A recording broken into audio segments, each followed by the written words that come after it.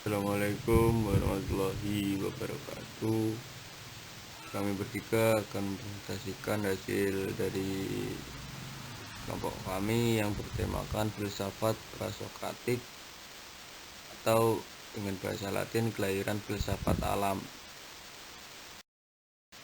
Itu materi yang pertama, filsafat alam sebagai sikap demitologi. Pengertian dari filsafat alam yaitu filsafat alam berasal dari bahasa Latin filosofia naturalis, yaitu melekat pada pengkajian alam dan semesta fisika yang pernah dominan sebelum berkembangnya ilmu pengetahuan modern. Untuk sejarah munculnya filsafat alam muncul pada periode Yunani kuno, sering disebut dengan periode filsafat alam. Dikatakan demikian karena itu banyak munculnya para ahli pikir alam, di mana arah dan perhatian pemikiran bertujuan kepada yang diamati di sekitarnya. Mereka membuat pernyataan tentang gejala alam yang bersifat filsafati dan tidak berdasarkan pada mitos. Mereka mencari asas yang pertama dari alam semesta yang sifatnya mutlak. Untuk tokoh filsafat alam yaitu ada tiga. Yang pertama Thales, yang kedua Anaximandros, dan yang ketiga adalah Anaximenes. Untuk tokoh yang pertama yaitu Thales. Thales berasal dari kota pelabuhan Ionian Miletus yang merupakan muara sungai Meander yang sekarang adalah provinsi Aydin yang termasuk dalam negara Turki modern. Thales diperkirakan lahir pada tahun 620 sebelum Masehi dan digolongkan dalam kelompok filsuf prasokratik. Dianggap sebagai filsuf Yunani kuno pertama, dan dengan kata lain beliau otomatis mendapatkan julukan bapak pendiri filsafat barat.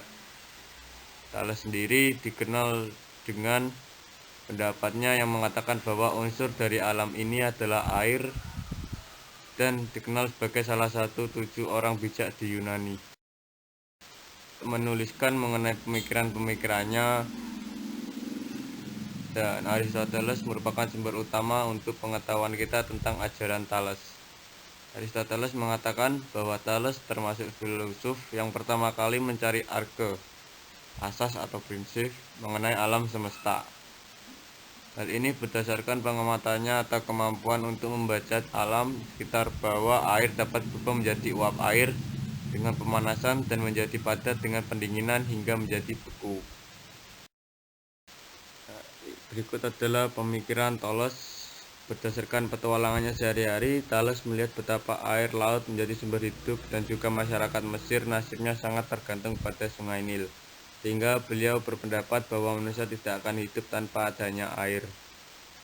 Thales juga melihat air laut itu dapat menggulung dan menghanyutkan.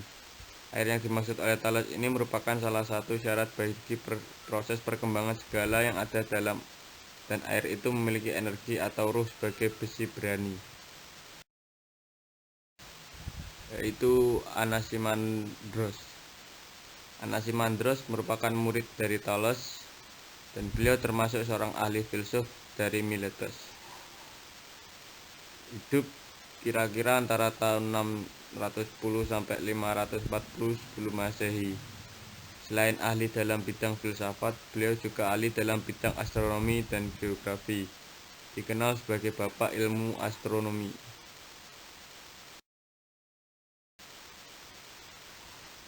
Pemikiran dari Anaximandros, yaitu tokoh filsafat setelah Thales adalah Anaximandros. Tokoh ini justru mengkritik pemikiran gurunya yaitu Thales, karena menurut Anaximandros air tidak dapat dikatakan sebagai unsur dasar dari alam semesta. Unsur dasar atau asas pertama dari kesemestaan yang benar adalah to Averroin yang tidak terbatas, karena tidak dapat dijangkau oleh panca indera.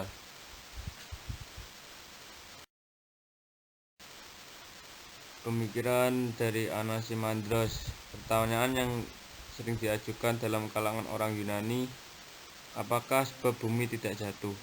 Thales menjawab bahwa bumi terletak di atas air. Sedangkan Anaximandros mengatakan bahwa bumi tidak bersandar atas sesuatu apapun. Juga bumi tersebut tidak jatuh karena kedudukannya persis dalam pusat jagat raya dengan jarak yang sama terhadap semua badan lain. Akibat tidak ada alasan yang menyebabkan dia jatuh. Anaximenes merupakan seorang filsuf yang berasal dari Polis Miletos, sama dengan Thales dan Anaximandros. Beliau hidup sezaman dengan kedua filsuf tersebut. Beliau juga sering mempelajari filsafat alam, yaitu sesuatu yang menjadi asas atau prinsip dasar. Tentang tahun kelahirannya kita hanya mengetahui bahwa beliau lebih muda dari Anaximandros.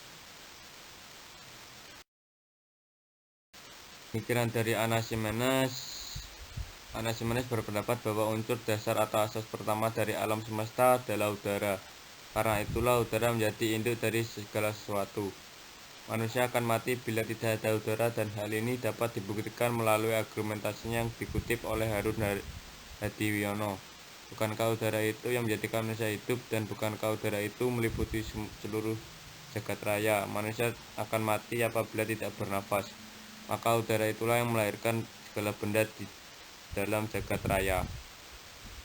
Karena udara memadat, maka timbullah secara berturut-turut air, angina, tanah, dan batu. Kemudian sebaliknya, karena udara encer atau cair, maka timbul api.